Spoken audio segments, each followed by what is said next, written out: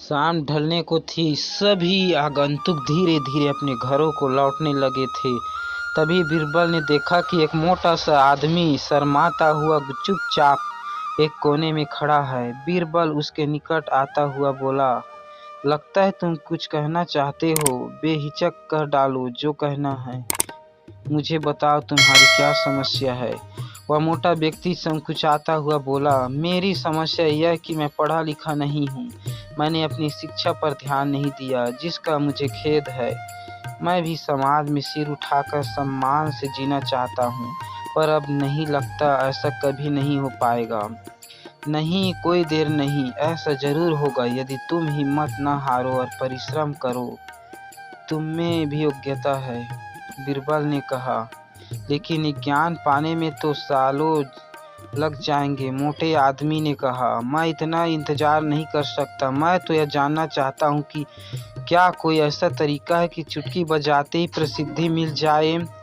प्रसिद्धि पाने का ऐसा आसान रास्ता तो कोई नहीं है, बीरबल बोला। यदि तुम वास्तव में योग्य और प्रसिद्ध कहलवाना चाहते हो तो मेहनत तो करनी होगी, वह भी कुछ समय के लिए। यह सुनकर मोटा आदमी सोच में डूब गया। नहीं, मुझ में इतना धैर्य नहीं है, मोटे आदमी ने कहा। मैं तो तुरंत ही प्रसिद्धि पाकर पंडित जी कहलवाना चाहता हूँ। ठीक है, बीरबल बोला, इसके लिए तो एक ही उपाय है। कल तुम बाजार में जाकर खड़े हो जाना। मेरे भेजे आदमी वहाँ होंगे जो तुम्हें पंडित जी कहकर पुकारेंगे।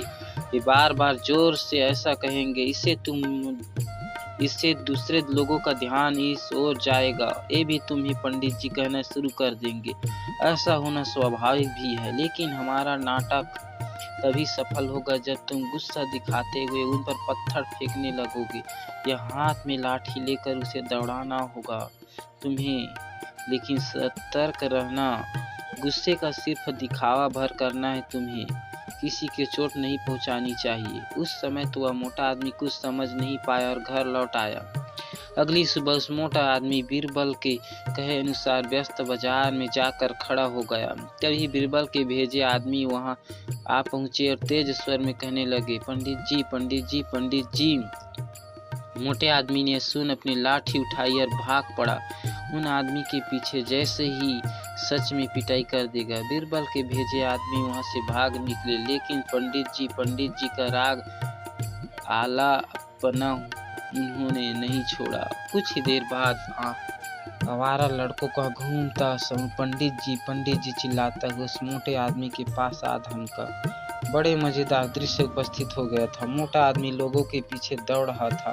लोग पंडित जी कहते हुए नाच में गाकर चिल्ला रहे थे। अब मोटा आदमी पंडित जी के नाम से प्रसिद्ध हो गया। जब भी लोग उसे देखते तो पंडित जी कहकर संबोधित करते। अपनी ओर से तो लोग यह कहकर उसका मजाक उड़ाते थे कि वह उन पर पत्थर फेंकेगा या लाठी लेकर उनके पीछे दौड़ेगा। लेकिन उन्हें क्या पता था कि मोटा तो कहता चाहता ही नहीं यही था, वह प्रसिद्ध तो होना ही लगा था।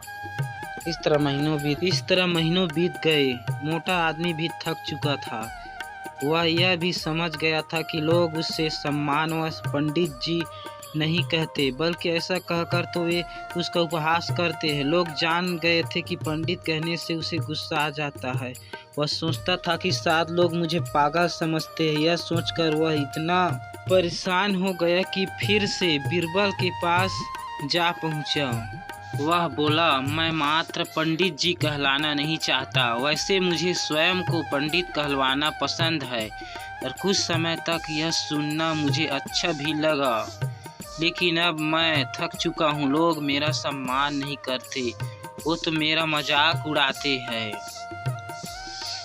मोटे आदमी की वास्तविकता का आभास होने लगा था। मोटे आदमी को यह कहता देख बीरबल हंसता हुआ वह यह बोला, मैंने तो तुम्हें पहले ही कह दिया था कि तुम बहुत समय तक ऐसा नहीं कर पाओगे। लोग तुम्हें यह सब कैसे कह सकते हैं जो तुम हो ही नहीं। क्या तुम उन्हें मूर्ख समझते हो? जाओ, अब कुछ समय किसी दूसरे शहर में जाकर बिताओ। जब लौटो तो उन लोगों को नजरअंदाज कर देना जो तुम्हें पंडित जी कहकर पुकारे। एक अच्छे सभ्य व्यक्ति की तरह आचरण करना।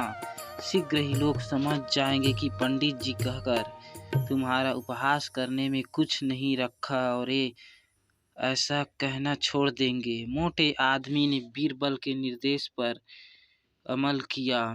जब वह कुछ माह बाद दूसरे शहर से लौटकर आया तो लोगों ने उसे पंडित जी कहकर परेशान करना चाहा, लेकिन उसने कोई ध्यान नहीं दिया। अब वह मोटा आदमी खुश था कि लोग उसे उसके असली नाम से जानने लगे हैं। वह समझ गया था कि प्रसिद्धि पाने की सरल राह कोई नहीं है।